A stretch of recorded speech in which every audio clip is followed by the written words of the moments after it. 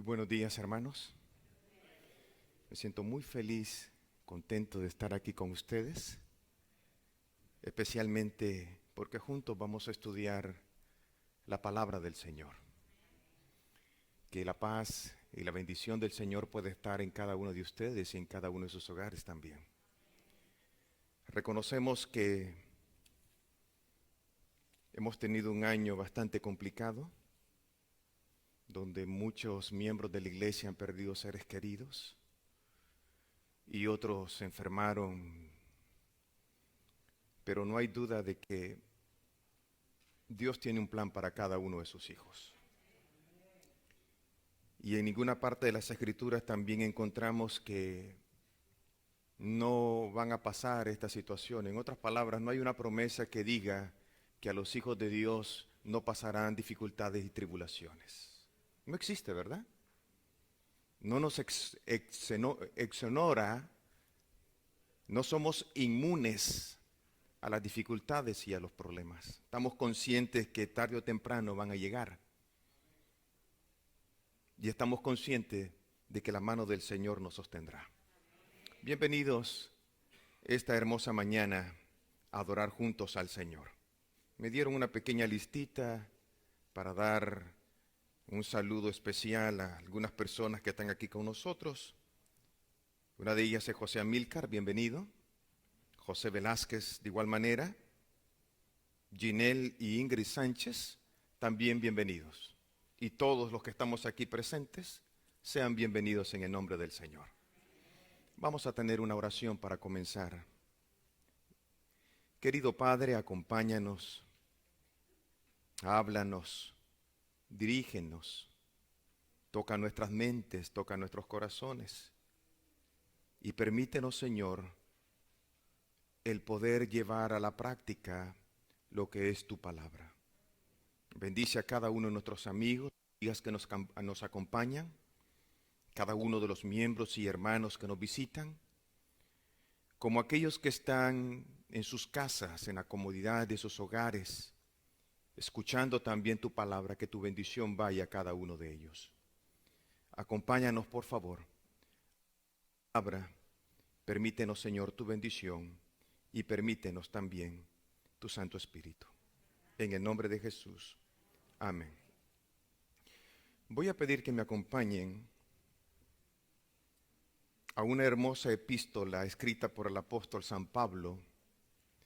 Me refiero a la epístola de Efesios en el capítulo número 6. Efesios. Es una hermosa epístola. Alguien hizo un pequeño bosquejo muy práctico de todo el libro de Efesios. De hecho, solamente tiene 6 capítulos.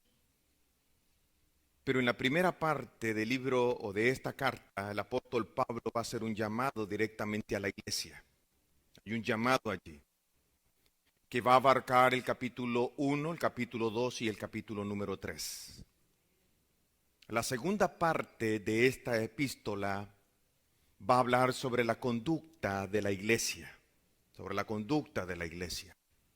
que va del capítulo número 4, verso 1, al capítulo número 6, al versículo número 9.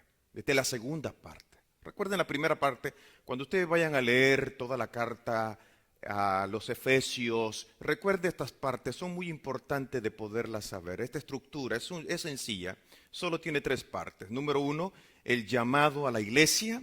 Número 2, la conducta de la iglesia. Y la parte número 3 es lo que vamos a dialogar juntos en esta mañana. Y es el conflicto de la iglesia. El conflicto de la iglesia, que es prácticamente el capítulo número 6 a partir del versículo número 10 hasta el final. Claro, no vamos a tratar versículo por versículo, pero sí vamos a hablar sobre las herramientas que el Señor nos da para vencer lo que es la guerra, para mantenernos en pie, mientras la guerra espiritual continúa y finaliza hasta la venida de Cristo Jesús. Quiero que me acompañen en la lectura. Vamos a leer a partir del versículo número 10. de la carta a los Efesios, capítulo número 6. Yo voy a tratar de ir bastante pausado mientras voy leyendo estos versículos. Por lo demás, hermanos, fortaleceos en el Señor y en el poder de su fuerza.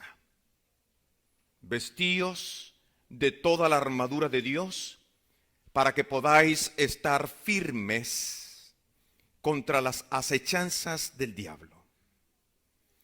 Porque no tenemos lucha contra sangre y carne, sino contra principados, contra potestades, contra los gobernadores de las tinieblas de este siglo, contra huestes espirituales de maldad en las regiones celestes.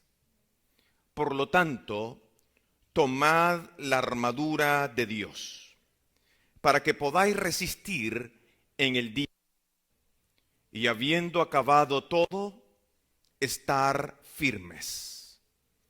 Estad pues firmes, ceñidos vuestros lomos con la verdad y vestidos con la coraza de justicia.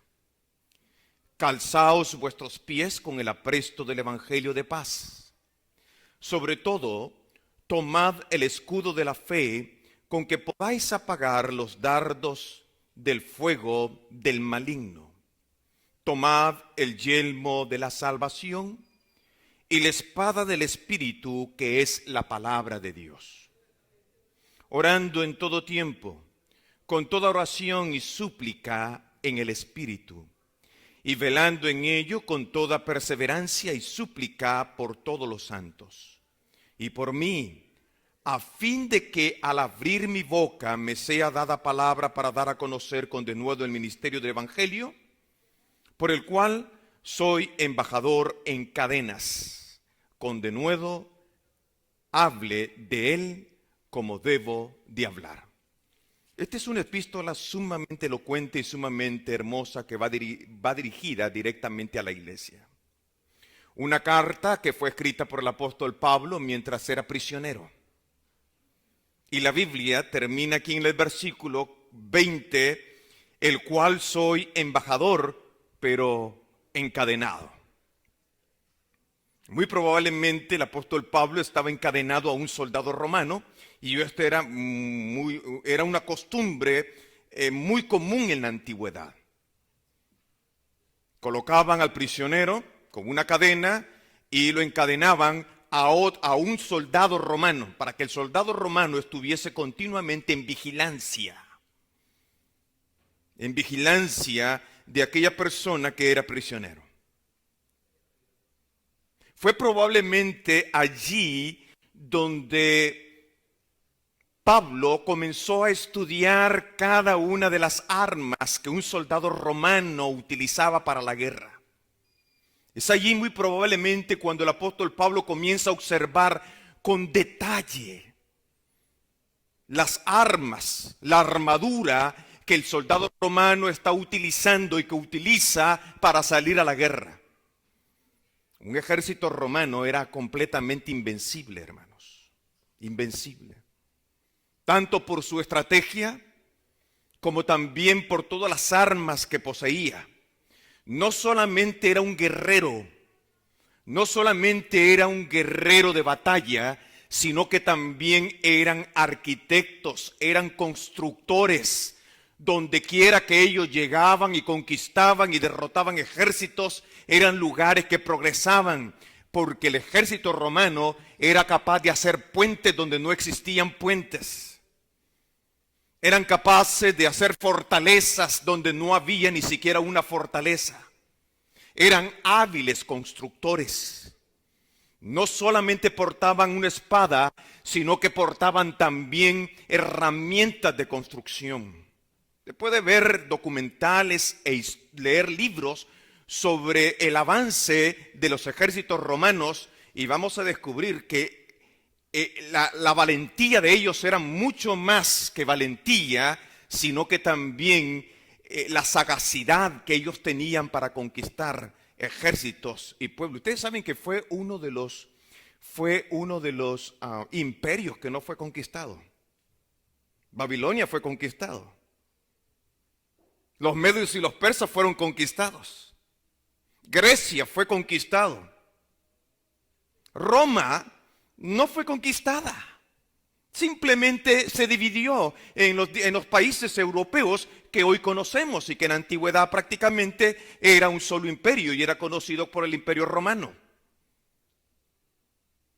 Así que eran soldados completamente competentes en todo el sentido de la palabra, en todo el sentido de la palabra. Si se hablaba de construcción, ellos eran hábiles constructores. Si se hablaba de guerra, ellos eran hábiles guerreros, estaban siempre preparados para lo que fuera. Si era momento de construcción, construían grandes fortalezas. Y si era momento del combate, también estaban preparados, dormían con sus herramientas. La armadura, prácticamente dormían con sus armaduras, porque un soldado romano debía estar preparado tanto en el día como en la noche. No podía tomárseles por sorpresa porque sabían muy bien que si el enemigo los tomaba por sorpresa, estaban completamente perdidos. Pablo, hablando en relación a esto, Pablo conocía muy bien a los soldados romanos. Pablo, al final de la carta a los Efesios, dice por lo demás. Cuando Pablo está diciendo por lo demás, está diciendo al final. Miren, al final, hermanos míos, dice Pablo, fortaleceos en el Señor. Ninguno de nosotros ignoramos que estamos viviendo en una guerra espiritual. Ninguno de nosotros debe de ignorarlo. Nadie. Quizás no tenga dificultades, tal vez no tenga pruebas, tal vez no tengas problemas y te sientes en paz. Eso no significa que no se esté librando una batalla espiritual. La batalla espiritual se está librando. Y el apóstol Pablo comienza su mensaje diciendo, fortaleceos en el Señor. Y es algo que cada uno de nosotros como hijos de Dios debemos de reconocer, que nuestra fortaleza no está en nosotros mismos. Por muy jóvenes, por muy fuertes, por muy saludables, por muy inteligentes, por muchos diplomas universitarios que hayamos acumulado, la fuerza y la fortaleza no existen en nosotros, porque nosotros somos completamente débiles. Muestra de hecho la pandemia, un virus visto de manera microscópica, ha venido a colocar muerte, desolación, ha venido a quitar la paz del mundo. Esta pandemia nos ha mostrado que cada uno de nosotros como seres humanos somos completamente débiles. Y con facilidad enfermamos y con facilidad la enfermedad, cualquiera que sea, puede llevarnos al borde de la muerte, sino a la muerte completa. Por lo tanto, Pablo está diciendo claramente, miren, pasaremos dificultades, estamos en guerra, el diablo no se dará por vencido. El diablo es como un león rugiente que anda buscando las presas más débiles para devorar. Y entonces Pablo dice, fortaleceos en el Señor. La palabra del Señor dice claramente en Filipenses capítulo número 4, verso 13, que Cristo Jesús me fortalece. Pablo decía continuamente, Jesús me fortalece, Cristo me fortalece. En momentos de dificultades nosotros también podemos decirlo. El Señor es el único que me da las fuerzas y me fortalece para alcanzar la victoria al final. Primera de Juan capítulo 4 verso 4 dice la Biblia que mayor es aquel que está con nosotros, no usted, no yo, sino aquel que está con nosotros. Pero debemos de asegurarnos que Jesucristo esté con nosotros. Cada mañana debemos de asegurarnos que Él esté con nosotros, que ande con nosotros, o mejor dicho, nosotros andar con Él. Como sucedió con Enoc y como sucedió con Noé. que son los dos únicos personajes a través de toda la escritura que literalmente dice, y Enoc caminó con Dios. Hemos de caminar con Dios para poder ser fortalecido y para tener la plena confianza que mayor es aquel que está con nosotros que nuestro propio enemigo, que es el diablo. La Biblia también en Juan, en el Evangelio de Juan, en el capítulo 16, versículo 33, dice que Cristo ha vencido al enemigo principal, ha vencido al diablo. El diablo quedó vencido en la cruz del Calvario cuando Cristo Jesús murió por nosotros. El diablo llegó a creer que había vencido. No, sin embargo, esa aparente victoria que el diablo se acredita fue el momento en el cual el diablo fue completamente decapitado. Porque el Señor obtuvo su victoria. La ciencia dice que muchas cascabeles, cuando se les corta la cabeza, todavía tienen la capacidad de dar mordeduras. Y hay estadísticas, especialmente en Arizona, donde muchas personas han sido picadas por serpientes que ya han sido muertas y algunas hasta decapitadas. Así que, aunque el diablo haya sido ya destronado y haya sido decapitado por la muerte de Cristo, todavía tiene el poder de morder. Son sus últimas acechanzas que el diablo está haciendo, pero hemos de recordar que nosotros debemos de fortalecernos en el Señor. Dios nos ha dado la victoria por medio de Jesucristo, quien venció en la cruz del Calvario. Hemos de tener esa plena confianza, esa plena seguridad que Dios es nuestra fortaleza y es nuestra salvación. Dios es nuestro pronto auxilio en nuestras tribulaciones. Dios es nuestro amparo y también es nuestra fortaleza en momentos de dificultad y en momentos de la prueba. Él está a nuestro lado para ayudarnos. Por eso que Pablo, animando a cada uno de nosotros, animando a la iglesia, Pablo dice: por lo demás, hermanos míos, fortaleceos en el Señor. Esa fortaleza no vendrá por arte de magia. Hemos de buscarla cada mañana, cada día, delante del Señor.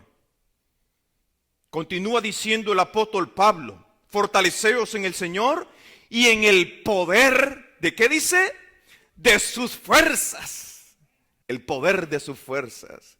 En el omnipotente, el que todo lo puede, el que todo lo sabe.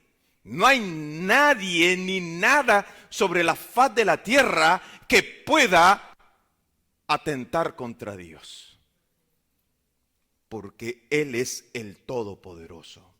Luego viene Pablo y en el versículo número 6, esta es una orden. En este versículo vamos a encontrar tres cosas que nosotros debemos de estar completamente pendientes y alerta. Número 1, vamos a encontrar una orden de Dios. Una orden de Dios. Número 2, encontraremos una advertencia que Dios nos hace a todos los cristianos, a todos los hijos de Dios. Y número 3, también nos muestra una esperanza. ¿Cuál es la orden? La orden del Señor es: vestíos de toda armadura de Dios. Esa es una orden de Dios. No hay otra forma de poder permanecer en victoria. La victoria ya fue hecha. Fue realizada por el Señor en la cruz del Calvario. Hemos sido llamados. Tú, cuando fuiste llamado por el Señor y tú te entregaste al Señor, abriendo tu corazón para que Él fuese tu Salvador, Él te entregó, te trajo a victoria, a una victoria, a una guerra que ya ha sido ganada por Cristo. Ahora, Cristo nos dice a través del mensaje del apóstol Pablo que de la única manera como nosotros podemos mantenernos en esa victoria y permanecer firmes es vistiendo toda la armadura de Dios, no dos partes de la armadura de Dios. La Biblia dice toda la armadura, y el apóstol Pablo va a hablar de 7 herramientas espirituales en esta armadura que cada uno de nosotros debemos de poseer. Dormir con ellas, andar con ellas, pensar en ellas, tener pasión por ellas. De otra manera, seremos presa fácil del enemigo.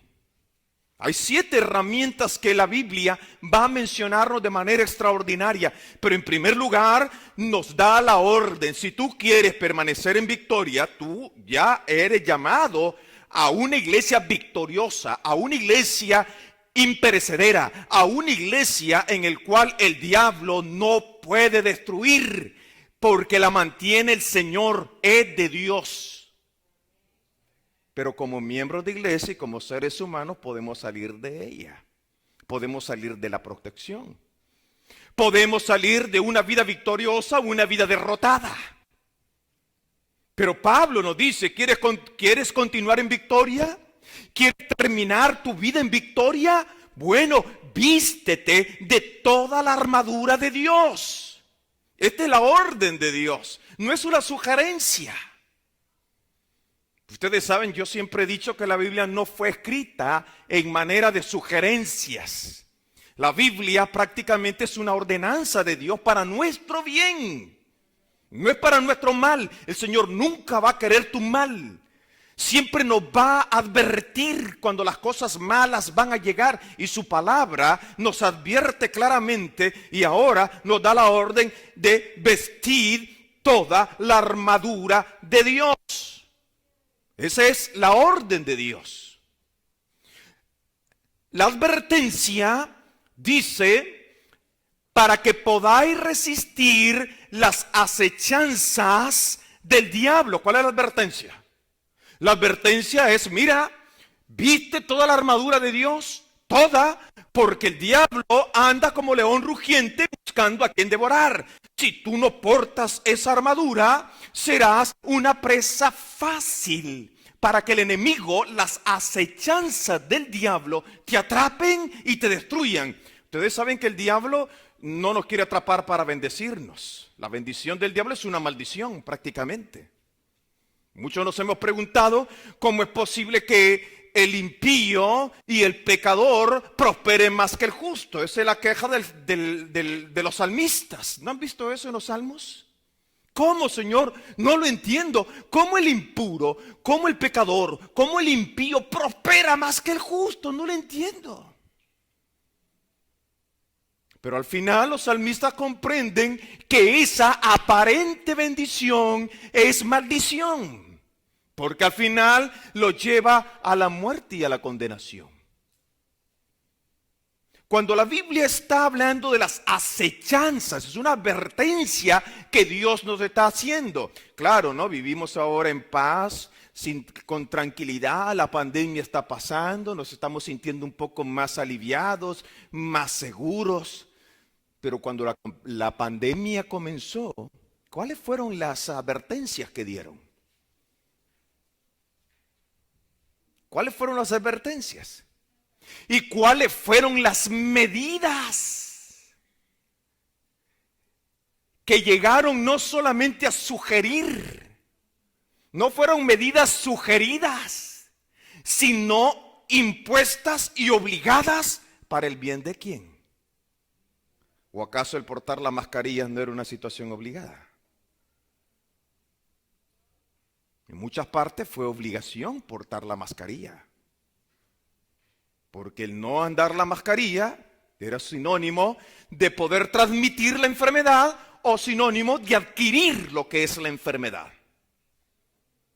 El lavarnos las manos, el mantener el distanciamiento social, fueron medidas que muchas veces podemos decir que por lo general ayudaron para que muchas otras personas no se contagiaran. Eran medidas, había advertencia y las medidas. Ahora aquí en la Biblia tenemos algo parecido hace casi 2000, dicho hace más de 2000 años atrás. Tenemos una advertencia, la advertencia es muerte y muerte eterna por causa del pecado y por causa de las acechanzas del enemigo.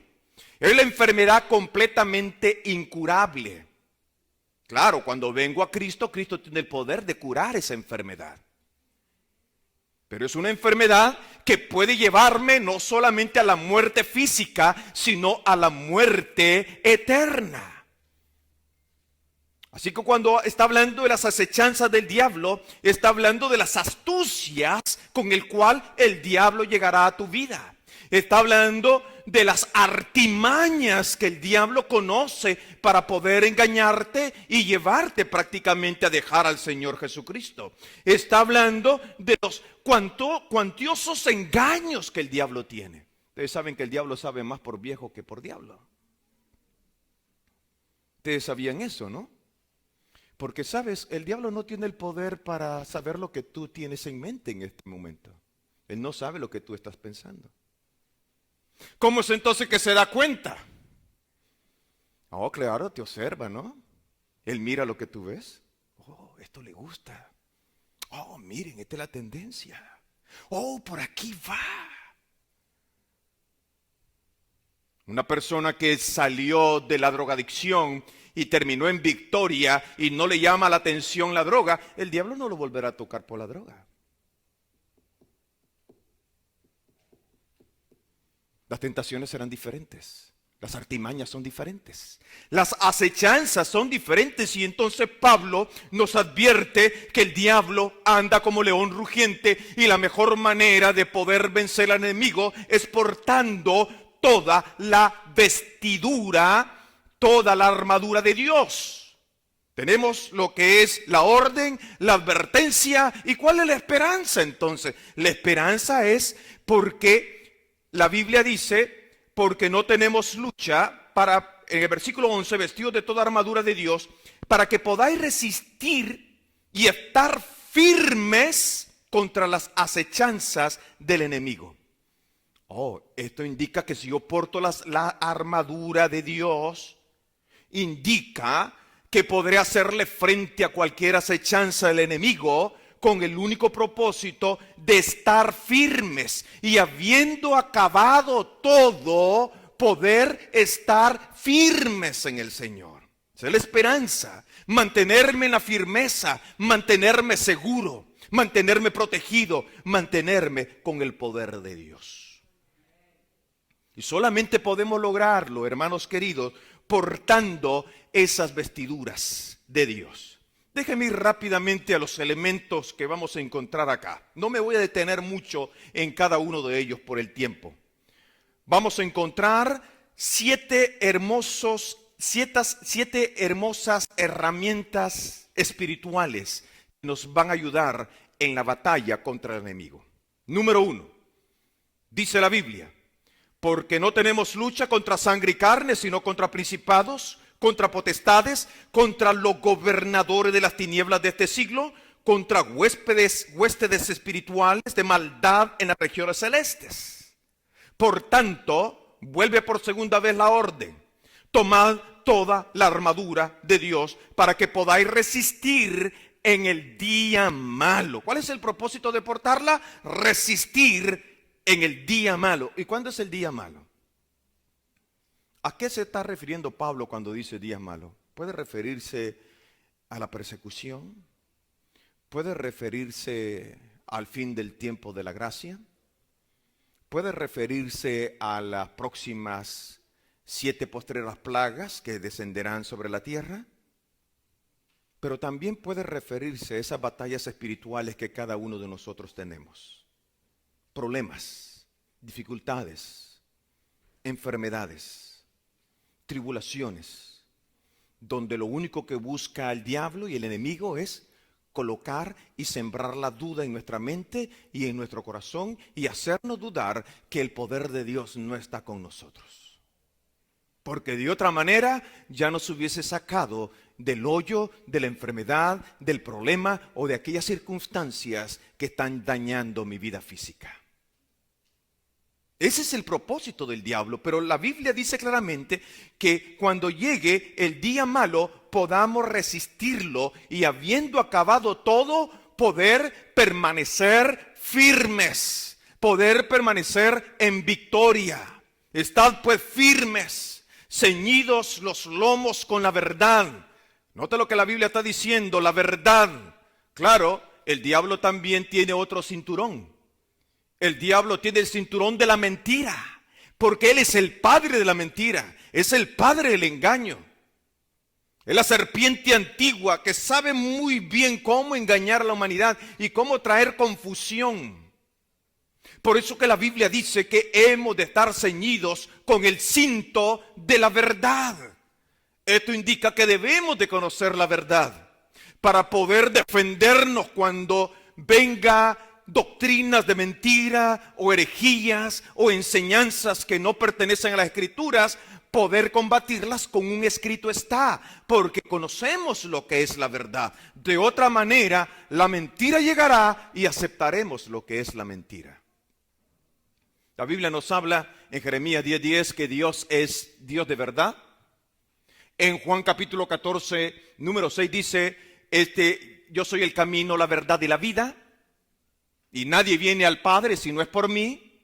Tenemos allí a Dios, tenemos al Hijo. En el capítulo 17 de Juan encontramos al Espíritu de toda verdad, refiriéndose al Espíritu Santo. En el capítulo 17, verso 17, la Biblia dice, santifícalos en tu verdad, porque tu palabra es, ¿qué cosa? Es verdad. Pero tenemos otra verdad incuestionable a la luz de las Escrituras. El Salmo número 119, versículo 86, versículo número 142, versículo número 151 y 152 dice, mas todos tus mandamientos son verdad. Usted puede leer esos versículos, Salmo 119, verso 86, verso 142, verso número 151 y el verso 152 va a decir el salmista, hace mucho que he entendido que para siempre fundaste tus mandamientos. Esta es la verdad, cuyo propósito es hacernos libres. Juan, el capítulo 8, verso 32 dice, conoceréis la verdad y qué hará la verdad en nuestras vidas. No, ¿de qué nos hará libres la verdad? Nos hará libres de la ignorancia, nos hará libre del pecado, nos hará libre de la muerte, porque Cristo Jesús es nuestro gran libertador. También tiene un segundo propósito, el conocimiento de la verdad. En el capítulo 17, verso 17 de Juan, dice cuál es el segundo propósito. Y dice, santifícalos en tu verdad. ¿Qué hace la verdad, dice en mi vida? Me santifica, me hace santo, no porque yo lo sea, sino por la experiencia que yo tengo con Dios, la experiencia que tengo con Jesús al andar con Jesús, por la experiencia que tengo por el poder del Espíritu Santo, por la experiencia que tengo cuando dedico tiempo y espacio a la lectura de la palabra del Señor y la pongo en práctica. Eso, el ser obediente a Dios a través de la obediencia a los mandamientos de Dios tiene el poder para santificarme, ¿o no? Por eso la Biblia dice, santifícalos en tu verdad, porque tu palabra es verdad. De esa manera es como el Señor nos santifica. Y aquí pega bien los consejos que nosotros les damos a nuestros muchachos. Aquellos dichos que les decimos. ¿Se recuerdan? El que anda entre la miel, algo se le pega. Claro, la Biblia es santa, su palabra es santa, y entre más yo la atesoro, entre más yo la escudriño, ¿no cree que su santidad vendrá a mí? Es su palabra.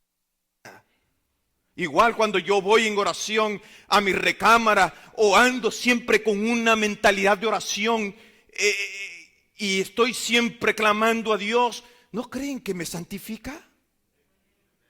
Esto es lo maravilloso de Dios. No me declara santo después de 30, 40, 50, 100, 300 años y vienen a beatificar a un muerto. Señor nos declara santo desde el momento que nosotros tenemos relación con Él, porque hemos sido separados, hemos sido cogidos de las tinieblas y hemos sido llevados a la luz admirable. Hemos sido sacados de la muerte y hemos sido llevados a vida, pero con un propósito. Eso es santidad, no significa que ya dejé de pecar, no. Nadie va a dejar de pecar. Apenas hoy has tenido victoria con un pecado, mañana tendrás que luchar por otro. Y así sucesivamente hasta el día de tu muerte o hasta el día en el cual Jesús aparezca por segunda vez, en el cual seremos liberados completamente del pecado. Pero mientras Cristo no haya venido, esta es la lucha espiritual, esta es la guerra espiritual. Lo que ayer fui, decía el apóstol Pablo, ya no lo soy ahora. El pecado que cometí ayer no lo vuelvo a cometer ahora. ¿Que habrá otra tentación? Sí, por cierto, esto es la de nunca terminar. Pero esto, de esta manera, es como podemos permanecer en victoria en el nombre del Señor. Y en último lugar, y termino, quizás haga una segunda parte de este mensaje en la próxima, es que hay un tercer propósito de la verdad. Y eso está en segunda de Tesalonicenses, capítulo 2, versículo 10. Y yo voy a terminar con esto. Note lo que dice, por favor. Es muy importante. Capítulo 2 de segunda de Tesalonicenses, verso 10 al verso 11. ¿Se recuerdan las verdades que mencionamos, no? El Padre, el Hijo, el Espíritu Santo, la Biblia, su santa ley. Los propósitos de la verdad, con ese cinto que debemos de ceñirnos, dice el Señor, porque de otra manera la mentira puede llegar y nos agarre.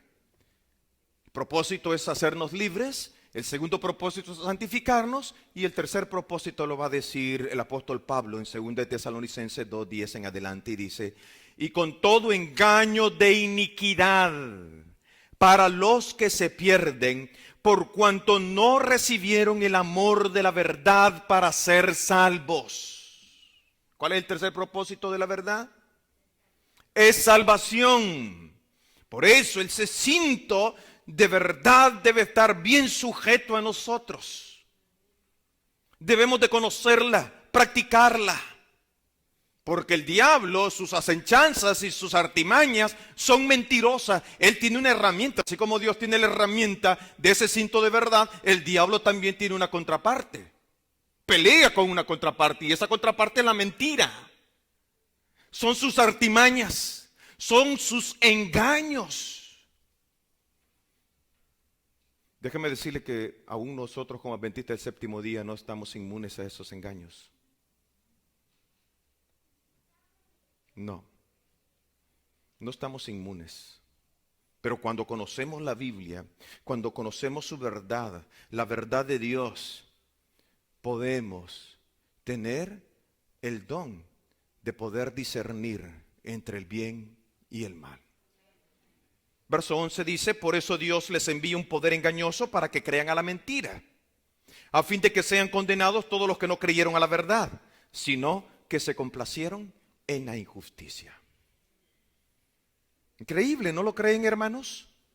Esta es una de las herramientas que Dios tiene prácticamente para que nosotros podamos defendernos ante las acechanzas del enemigo. Pero hemos de recordar, hermanos, tomad toda la armadura de Dios.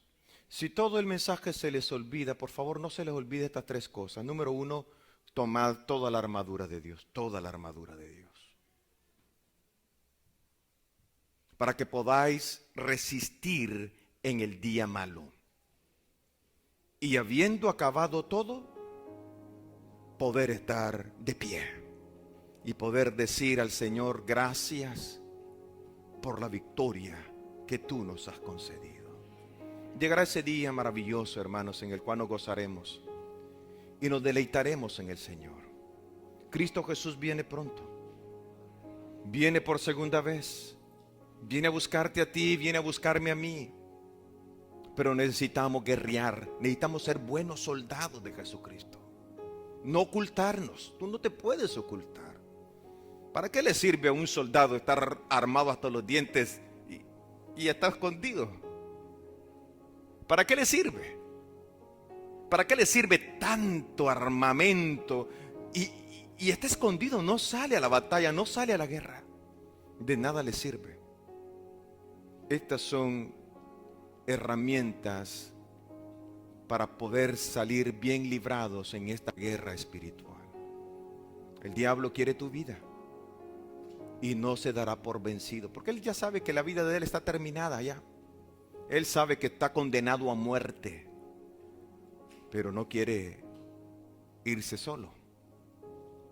Quiere llevarse a la mayor parte de los hijos de Dios y va a hacer cualquier cosa para arrebatar, si fuese posible, a los mismos hijos de Dios. Hermanos, que Dios nos ayude. No nos escondamos. Usemos para bien esa armadura de Dios. Y no hay duda que con la ayuda de Dios saldremos más que vencedores. Que Dios te bendiga, que Dios te guarde y que la paz del Señor pueda ser en cada uno de ustedes. Vamos a orar para terminar. Voy a pedirle que se pongan de pie para que oremos juntos. Querido Dios y querido Padre que estás en los cielos, tú conoces a cada una de las personas que están aquí delante de ti.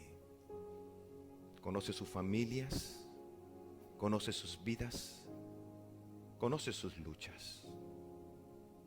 Y queremos pedirte, Señor, que tú los continúes llenando de fuerza y de poder para seguir luchando hasta tu venida. También encontramos aquí jóvenes con sus necesidades también, con sus problemas. Probablemente haya una señorita, un joven que está pasando alguna dificultad y que tiene profunda necesidad de ti. Queremos hoy, Señor, que tú lo llenes. Queremos que tu presencia sea una realidad en sus corazones y que pueda darle un nuevo sentido de sus vidas, un nuevo propósito de vida. Y es el propósito de alcanzar la vida eterna. Por favor, guarda a cada joven, cada señorita, cada niño, cada familia, cada adulto. Gracias por proveernos de estas herramientas para alcanzar la victoria. Solo te pedimos que nos ayudes a portarla, a vestirlas. No es difícil hacerlo, porque con tu ayuda todo lo podemos hacer. Bendice esta iglesia y bendice a los que están atentos de tu palabra a través de los diferentes medios en las redes sociales. En el nombre de Jesús. Amén y amén. Que Dios les bendiga a todos, hermanos, y que el Señor continúe estando en cada uno de ustedes.